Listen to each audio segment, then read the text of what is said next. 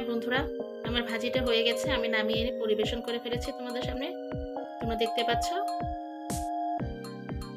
তো তোমরা খুব ইজি ভাবে এভাবে ভাজিটা করতে পারো, খুব মজা হয় এভাবে ভাজিটা করলে। গরম ভাতের সাথে খেলে অনেক ভাত খেতে পারবে বন্ধুরা এই রেসিপিটা করলে। এইভাবে অবশ্যই করার চেষ্টা করবে বন্ধুরা। রেসিপিটা ভালো লাগলে অবশ্যই একটা লাইক দিয়ে দিও। অবশ্যই আমার পাশে থেকো বন্ধুরা। আজকের মতো এখানে বিদায় নিচ্ছি। সবাই খুবই ভালো থাকবে। আল্লাহ হাফেজ। হাই ফ্রেন্ডস, আসসালামু আলাইকুম। সবাই কেমন আছো বন্ধুরা? আশা করি সবাই খুবই ভালো আছো। আমি আল্লাহর রহমতে অনেক ভালো আছি।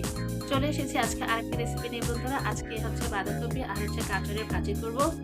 এই ভাজিটা খুব সিম্পল ভাবে করবো বন্ধুরা। ছোট বড় সবাই এই ভাজিটা এইভাবে রান্না করলে খুবই পছন্দ করবে। বাসায় যারা এই ভাজিটা কখনো করো নাই কিংবা করার চেষ্টা করতেছো, তারা এভাবে একবার করে দেখো, তাহলে বুঝতে পারবে যে কতটা মজা হয়। তো বন্ধুরা দেরি করবো না, চলো রান্নাটি শুরু করা যাক। তো বন্ধুরা আমি কড়াইটা চুলায় দিয়ে অলরেডি তেল দিয়ে দিয়েছি। এখন আমি পেঁয়াজ কাঁচামরিচটা দিয়ে দিব। একটা জিনিস খেয়াল রাখবে বন্ধুরা, তেলটা পুরো গরম হওয়া আগে যদি দাও তাহলে তেলটা ছিটে আসার সম্ভাবনা থাকে না।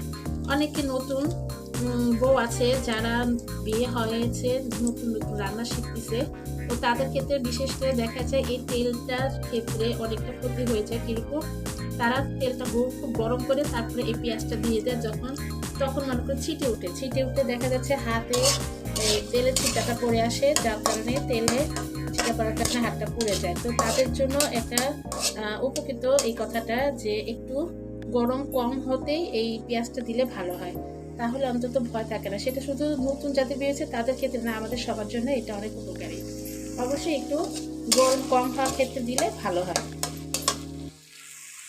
তো পেঁয়াজটা আমি ভালো করে একটু ভেজে নিব বন্ধুরা। বিশেষ করে একটু বাদামি কালার আসা পর্যন্ত আমরা অপেক্ষা করব। তো বন্ধুরা এখানে মশলা অ্যাড করে দিয়েছি, স্বাদ মতো লবণ দিয়েছি বন্ধুরা, দিয়েছি সসের গুঁড়ো। এখানে সসের গুঁড়ো 3 পদের, যেরকম এখানে রাঁধুনি সস আছে, জিরা আছে আর ধনে, তো সবগুলো একসাথে গুঁড়া করা হয়েছে বন্ধুরা, মিক্সড করে। আর এখানে হচ্ছে হলুদের গুঁড়ো দিয়েছি 1/2 চামচ পরিমাণ।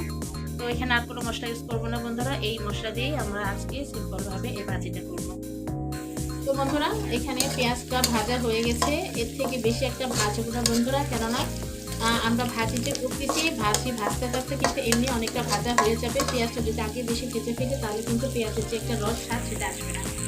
তো এখন আমি এখানে মশলা যুক্ত সেই বাঁধাকপি আর গাজরটা দিয়ে দিব। দিয়ে দিলাম বন্ধুরা। এখন এটা একটু নেড়ে চেড়ে মিক্স করে নিব।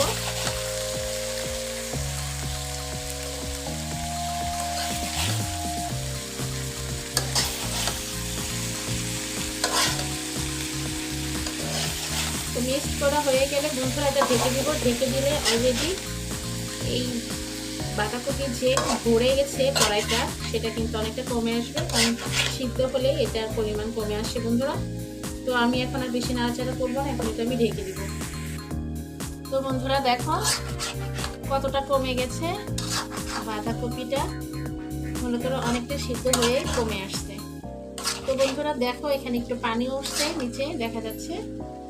তো যাই হোক বন্ধুরা, আমি এখন এটা 2 মিনিট ঢেকে রেখে বাকিটা আমি যা দেবো ঢাকনা খুলে, কারণ 2 মিনিট এই কারণে ঢেকে দিব যাতে এটা একটু ভালো করে সিদ্ধ হয়ে যায়। বাকিটা ঢাকনা খুলে যদি আমি ভালো করে এটা ভাজি করি তাহলে এটা ভাজা ভাজা হবে, তাড়াতাড়ি করে পানিটা শুকিয়ে যাবে, আর খুব কালারটাও সুন্দর হবে, মজাও হবে।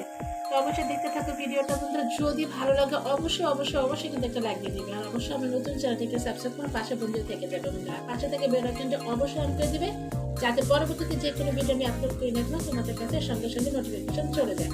তো বন্ধুরা অবশ্যই আমি এগোতে পারবো না বন্ধুরা, তোমাদের দিকে তাকেই কিন্তু আমি এই চ্যানেলটা চালু করেছি বন্ধুরা। আশা করি তোমরা আমার ভিডিওটা অবশ্যই কন্টিনিউ করবে, আর ইনশাল্লাহ আমি খুব তাড়াতাড়ি সফল অর্জন করতে পারবো। তো বন্ধুরা অবশ্যই সাথে থাকো, পুরো ভিডিও দেখো বন্ধুরা।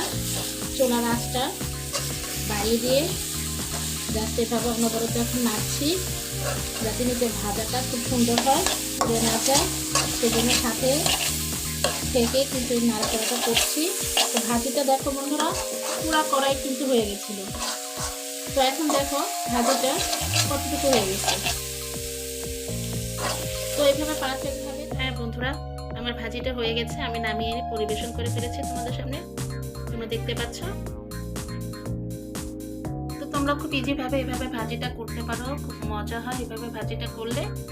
গরম ভাতের সাথে খেলে অনেক ভাত খেতে পারবে বন্ধুরা এই রেসিপিটা করলে।